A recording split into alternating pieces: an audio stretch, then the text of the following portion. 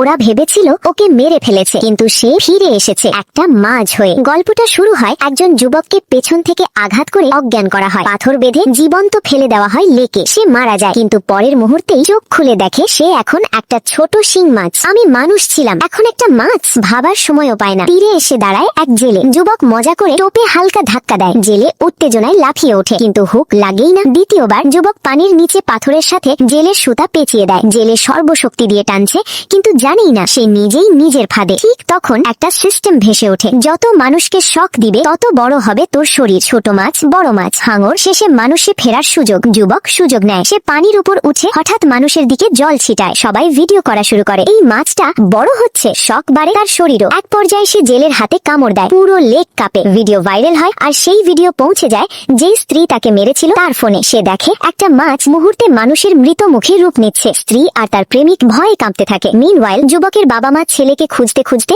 লেকের পাড়ে এসে চিৎকার করে, বাবা কোথায় তুই? পানির ভেতর থেকে যুবক শুনে ফেলে। সে লাফ দিয়ে ওঠে সাহায্যের সংকেত দিতে, কিন্তু বাবা মা বুঝতেই পারে না তাদের ছেলে এখন একটা মাছ। ওরা কাঁদতে কাঁদতে চলে যায়। এটাই ছিল একজন বাবার সবচেয়ে পাওয়ারলেস মুহূর্ত। শেষে লেক ধরার জন্য আসে মিলিয়ন ফলোয়ার ওয়ালা জেলে। লাইভ চলছে, হঠাৎ বড়শি নড়ে ওঠে। এটা মাছ না, এটা দানব। যুবক মনে মনে বলে, আমাকে ধরতে চাও? আমি নিজেও তো জেলে। চলো শেষবার সবাইকে শক দিই। বড়শি থেমে যায়। ক্যামেরা জুম করে। এটা মাছ না, এটা মানুষ।